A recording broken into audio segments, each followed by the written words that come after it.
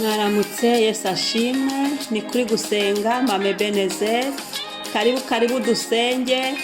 Shalom buri wese ahari, umwami abishimire. Aka karirimbo ndakabatuye muri iki gitondo, ukumve neza rwose. Niyo ndamutso y'iki gitondo, niyo mwaramutse, niyo bonjour. Shalom y'uyu munsi ni komera urarinzwe. Komera mama Ebenezer urarinzwe. Komera nawe uri kunkurikira urarinzwe. Wowe uri kunyumva urarinzwe, ntacyo uzaba. Amen.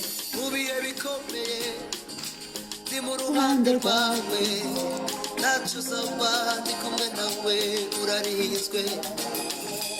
Igihe kimwe nari mu bihe bikomeye, nareba imbere nareba inyuma nkabona nazira we. Numva ijwi ry'ihumure rimamagara. Haleluya.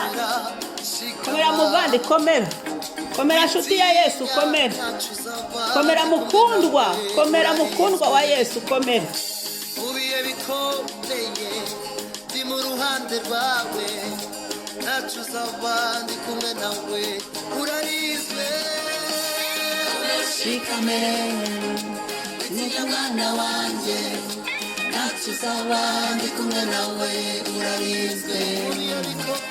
Mu bihe bikomeye ndi mu ruhande rwawe ntacyo uzaba, ndi kumwe nawe urarinzwe. Shikame witinya mwana wanjye, ntacyo uzaba, ndi kumwe nawe urarinzwe. Mu bihe bikomeye ndi mu ruhande rwawe ntacyo uzaba, ndi kumwe nawe urarinzwe. Amen. Haleluya. Uyu munsi tugiye gusengera muri Zaburi ya 23. Zaburi ya 23 niyo tugiye guhagararamo mu munsi wacu, tuyisengeremo. Amen. Yose iravuga ngo, Zaburi ya Dawidi. Uwiteka niwe mungeri wanjye sinzakena.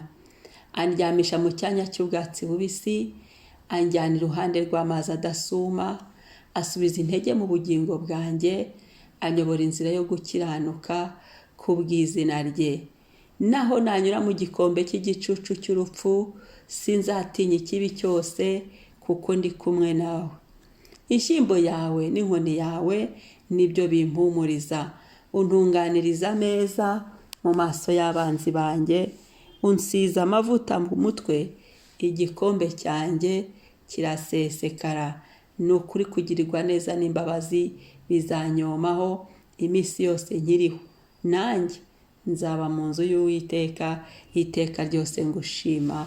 Amen. Iteka ryose amen. Imana ishimwe kubw'iyi Zaburi. Batanyavuga ngo ni Zaburi ya Dawidi.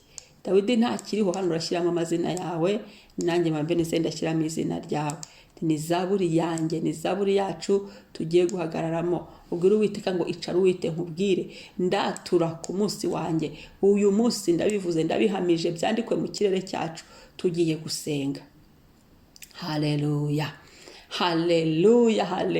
Turi kumwe n'Uwiteka, ntidutinya inzara, ntidutinya ubukene, ahubwo tugiye kubivuguruza. Turabuhakana ubukene, tubuhakana imbere y'Imana, imbere y'ibizi, imbere y'abakerubi, imbere y'abaserafi, imbere ya Yesu wadupfiriye, imbere y'Imana Data. Maze impamvu yose dutera ubukene, Uwiteka yidukize. Niba ari ubujiji butumye dukena, Uwiteka arudukize. Niba ari ibihe bitumye dukena, Uwiteka bituvanemo. Niba ari kubura akazi bitumye dukena, Uwiteka bidukure. Ko ubukene buvanwaho no gukora. Niba ari ukumenya icyo tugomba kutamenya icyo tugomba gukora, aho icyerekezo cyacu kiri. Uwiteka Yesu atanga icyerekezo, yacyeretse ba Petero baraye baroba. Arababwira ngo noneho nimushyire mu kindi. Bari kurobera hamwe, arababwira noneho nimushyire ahandi. Bari kurobera muri kote imwe, barababwira ngo nimushyire handi mu yindi kote, ngo shyira muri uru ruhande rundi niho hari amafi. Uwiteka azaho imigisha yacu iri kugira ngo tudakena. Yesu azaho ibyacu biri kugira ngo tudakena. Niyo mpamvu tugiye kubyatura, tugiye kubimubwira, tukanga ubukene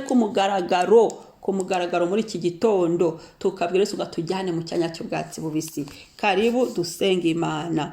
Haleluya, ndagukunda Yesu, ndagukunda mucunguzi wanjye, ndagukunda uri mwiza kubw'iyi zaburi uduhaye mwami. Iyi zaburi ya 23 ni zaburi yanjye mama Ebenezer. Haleluya, nawe shyiramo amazina yawe. Ni zaburi yanjye mwami. Uwiteka, mpagaze imbere yawe, duhagaze imbere yawe mwami iki gitondo. Ni wowe mungeri wacu, turabihamije Yesu, ni wowe mungeri. Jambo ry'avangura umungeri w'intama, ni wowe uturagira, ni wowe utuyoboye, ni wowe udufite. Turi ubwoko bwawe, turi intama zo mu cyanya cyawe. Turagushimiye nawe ukaba umungeri. Shimwe iki gitondo mungeri mwiza, shimwe ubuntu bw'umunsi uduhaye, shimwe imbabazi zawe. Turaje papa, ubukene turabuhakanye, aho twari dukennye ubukene bwo mu mutima tubwikuyeho, turabwanze. Umwuka udutungisha, umwuka utwagurira imbago, umwuka udutwereka ibyo tugomba gukora, umwuka utuvanamo ibibi ukadushyiramo ibizima, kugira ngo tudagira umukene wo mu mutima. Turisengeye imitima yacu ntigakene, ntitugakene ijambo ry'Imana, ntitugakene ibitekerezo bizima, ntitugakene gushima amashimwe,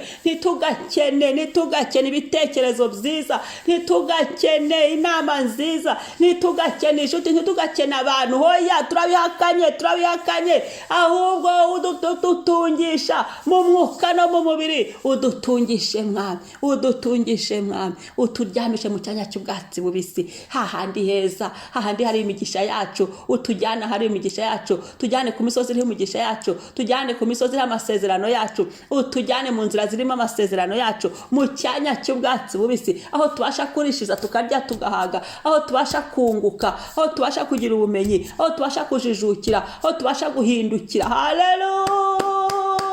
Ariko intama zawe iyo dusize mu bwatsi zirarisha, zigahaga, zikabyagira, zikamererwa neza. Haleluya. Utujyana iruhande rw'amazi adasuma. Hari amazi twabaye hadusumira, hari amazi twaciyemo adusumira, hari ibihe tubayemo biri gusuma mu matwi yacu, hari iminsi turi gucamo iri gusuma, hari ibigeragezo biri gusuma mu matwi yacu. Ibyo byose ubidukuremo mwami, utujyane hahandi heza wateganije, hatuje, mu mahoro watugeneye igorogota, mu mahoro waduhaye. Dutuze mwami, imitima yacu yuzure ihumure, imitima yacu yuzure ituze, ibimiri yacu yuzure ituze, ubugingo bwacu mwami mu mwuka hacu huzure mu ituze ryawe, kubera ko dukweho ibyadusumiraga iki gitondo. Haleluya. Subiza intege mu bugingo bwanjye mwami, ndagushima kunsubirije intege mu bugingo, udusubirije intege mu bugingo papa, utuyoboye inzira yo gukiranuka kubw'izina ryawe, udushubije intege mu bugingo. Hari aho twari ducitse intege, ariko uraza ukongera ukatwuzuza, mwuka wera akaza kongera akatwuzura, mwuka wera twuzure, subizamo imbaraga, mwuka wera w'imbaraga, subizamo imbaraga, mwuka wera usubizamo intege, subizamo intege mu bugingo bwacu, mu mwuka wacu subizamo intege, subizamo kubashishwa, subizamo gukomezwa nawe, subizamo ibyiringiro, subizamo gusenga, subizamo guhamya, subizamo gushima mu izina rya Yesu, subizamo ibihimbano by'umwuka, dusubizemo izi ntege turazikeneye, dusubizemo kwizera, dusubizemo amahoro, dusubizemo imbaraga zibashisha umuntu, imbaraga zituma dukora, imbaraga zituma tugera ku byasezeranijwe. Haleluya. Dusubizemo intege mu bugingo, tuyobora inzira yo gukiranuka. Turanze kugendera mu byaha, ndabihakanye, ndanze kugendera mu byaha, ndanze oya, ndanze kunanirwa mu rugendo. Hoya, ahubwo mwuka wera uzana gukiranuka, mwuka wera wemeza iby'ibyaha tukabyihana, tugahinduka, duhindure, tugende dukiranutse. Turi mu isi y'ibyaha ariko twayibaho dukiranuka. Haleluya. Naho nanyura mu gikombe cy'igicucu cy'urupfu, sinzatinya ikibi cyose, kuko ndi kumwe nawe mwami. Uri kumwe natwe papa, uri kumwe natwe mu bicuku by'ijoro, twaryamye amahoro, duhaye umunsi mwiza. Uri kumwe natwe mu bigeragezo, mu ntambara turi gucamo, uri kumwe natwe mwami, uri kumwe natwe Adonai, uri kumwe natwe aho turi guca, kuko ari wowe uduhaducisha, kuko ari wowe utubasha, kuko ari wowe udufasha. Uri kumwe natwe ibihe byose, kandi ishyimbo yawe n'inkoni yawe nibyo biduhumurije. Twakiriye ihumure ry'uyu munsi, twakiriye ihumure ryawe, twakiriye ihumure ryawe, twakiriye ihumure ryawe, twakiriye ihumure ryawe, twakiriye ihumure uduhumuriza. Ijambo ryaravuga ngo nimuhumurize abantu banjye. Nakiriye guhumurizwa nawe mwana. Mutima wanjye humura kuko Yesu aguhumurije. Ubugingo bwanjye nimuhumure kuko Yesu abuhumurije. Amaboko yanjye nimukomere muhumure kuko Yesu abakomeje abahumurije. Amaguru yanjye nakomere kuko Yesu aduhumurije. Haleluya. Kubera ishyimbo yawe n'inkoni yawe biri kuri twe mwami. Haleluya haleluya haleluya haleluya. Ndagushima iki gitondo mwami, untunganirije ameza mu maso y'abanzi banjye. Udutunganirije ameza mwami, udutunganirije ibihe byiza, udutunganirije amashimwe, udutunganirije indirimbo z'ibyishimo, udutunganirije ameza mu maso y'abanzi bawe. Uradutabaye imbere y'abarupindi, uradutabaye urandabaye mwami, ugize neza. Unsize amavuta mu mutwe, igikombe cyanjye kirasesekara, igikombe cyanjye kirasesekaye. Unsize amavuta y'umunezero, unsize amavuta y'ishimwe, unsize amavuta y'ibihimbano by'umwuka, unsize amavuta mu mutwe, igikombe cyanjye kirasesekaye. Nukuri kugirirwa neza n'imbabazi bizanyomaho, binyomyeho iki gitondo, iminsi yose nyiriho. Nanjye nzaba mu nzu yawe iteka ryose. Ngushime mwami, ngushime.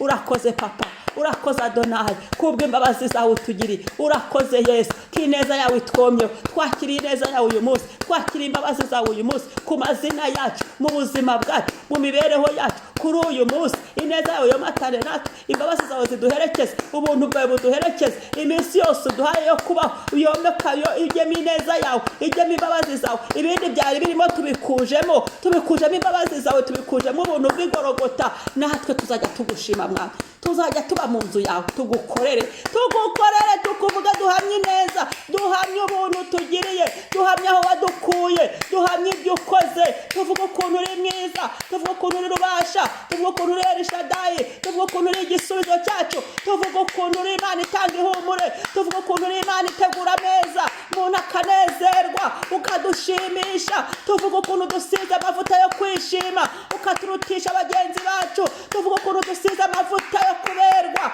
tuvuga ukuntu dusize amavuta yo gusa neza, tuvuga ukuntu dusize amavuta y'ijambo ryawe, tuvuga ukuntu dusize amavuta yo mu mwuka guhanura kwerekwa, tuvuga ukuntu dusize amavuta y'imbaraga, tuvuga ukuntu dusize amavuta tukadukomeza. Tuvuga ukuntu mwami uturyamishije heza mu cyanya cy'ubwatsi bubisi.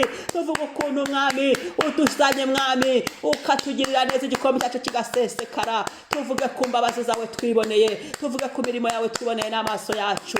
Haleluya haleluya. Ndakunezerewe mwami, urakoze se kubwiye zaburi. Byo byandikwe mu kirere cyacu, byo byandikwe mu mwuka wacu. Ugize neza mwami, icyubahiro n'ikuzo bigugarukire none n'iteka ryose. Amen. Shalom shalom. Umunsi mwiza. Mwari kumwe na Mama Ebenezer. Wibuke gukora subscribe na share. Shalom.